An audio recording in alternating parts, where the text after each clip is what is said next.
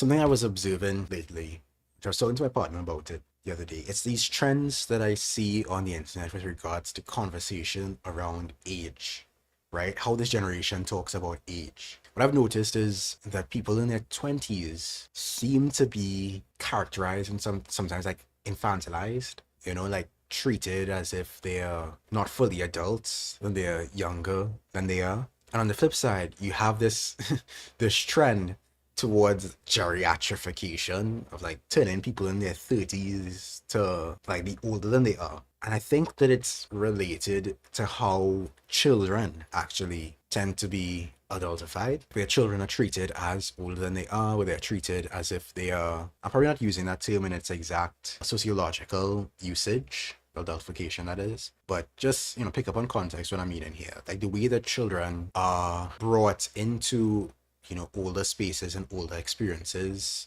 before their time, I would say, right? I think that the way, this is my theory at least, the way that people in their 20s are being babified or whatever, is like an overcorrection to the problematic trend of the way that that minors are adultified. I think that the way that minors are adultified and the way that 30-year-olds are geriatrified is this reinforcement of our society's unhealthy obsession with age. Like, okay, so that's one aspect of it, right? I think that we have an unhealthy obsession with age and youth. And I mean, lots of societies have been obsessed with youth and beauty and that kind of thing. I think our society, because of the capitalist profit motive behind the aging industry, or the anti-aging industry, I think we've exploded this obsession beyond what is healthy, or what is normal, what is right. People in their 20s, I think, are also kind of babied because many of them, unfortunately, in this generation, have not reached the basic milestones of adulthood. Like you almost made to feel like an oversized child because, you're still living with your parents because you can't afford to move out. You don't have any kind of future to look forward to. You're stuck in arrested development.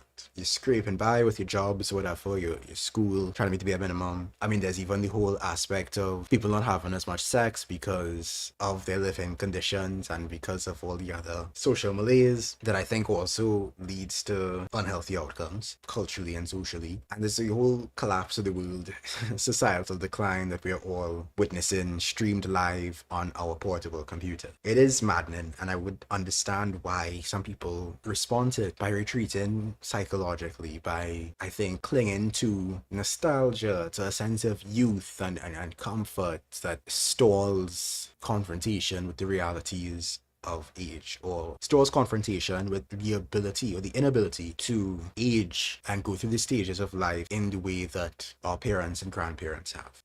On the flip side, I mean, I think there's some things we said that it's just a meme, that, when we call 30-year-olds unc and grandpa, that's just a joke. Or when 20-year-olds are like babying themselves or whatever, it's just a meme, like, I'm just I can't remember how the meme goes. There's some meme where like 20-year-olds are like, I'm just a teenager or something like that. All of it is just really weird to me. Like, why can't people just act their age? Right? I think there's jokes, there's haha to be had, but we have to be aware of the way that memes are used to normalize things and desensitize ourselves to some problematic trends in society, I would say. Yeah, awkward having dates when you still live with your family. Exactly.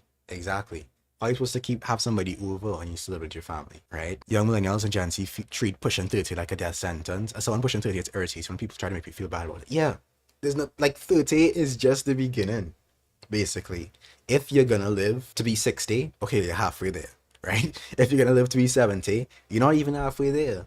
And if you're really lucky, you live at your 80s or your 90s and you're spry like a spring chicken, you should be good. I also think it's like a really weird trend that I've seen where people are like, they're trying to outwoke you or something, and they're like, actually, I think the age of consent should be 21 or 25, right? Like, you got the spirit.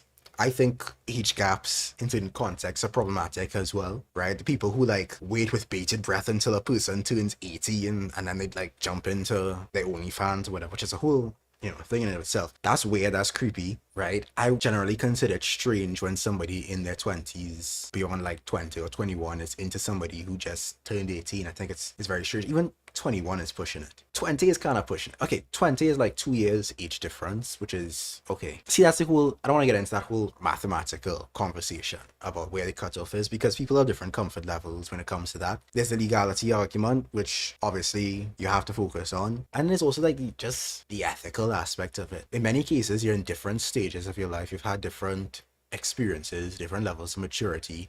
And so there's a dynamic that lends itself to, I hate using this word sometimes, but it lends itself to problematic outcomes, I would say. I turned 23 and it's hard to not feel jovial. But how? How? 23 is like, okay, to be honest, 23 is kind of, I hate to say this to you, but 23 is a lame age to be. I'm not gonna lie. It is like 22. Like 22 is like that's a real good age. 21 is like top tier age. 23, just the number 23 is kind of lame in my opinion. 24 though, like 24, you're back in the mix. That's a cool age to be. 25, cool age to be. 26, 27, okay, you're getting there.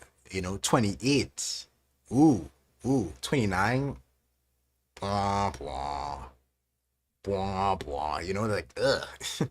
30, nice and round, nice and yet somehow 31, like I don't know what to feel about 31. I just feel like it's just there. I'm not gonna go through all the numbers, right? But I don't have opinions on many of the 30s quite yet, but I hate to say it, fam. 23 of the 20s I think is one of the lamer ages to turn, but next year you're gonna be 24, or if you turn 24 this year you're gonna be 24, and then you'll be out of that lame age group. A lot of expectations around age are arbitrary, especially maturity. I agree after 25 it is less about the number and more about lifestyle experience and circumstances. Yeah, I think once you pass 25, because I think most people are graduated by then of their undergraduate programs, whatever, they're into the rat race, as it would. Age gaps become less problematic. Like a 30-year-old and a 25-year-old, like I don't think that's a big deal. And it really, yeah, depends on the individuals at that point. Well, get to 25 first. 29 is a fake age, you just 30. No, that's real. That's real. 19, 19 is kind of a lame age. It's kind of like an in between because you have 18, which is like, ooh, that's the number, right? And then you have 20, which is, ooh, that's crispy. That's like, ooh, 2 decades. 19. What is there to say about 19? I'm not gonna share my age.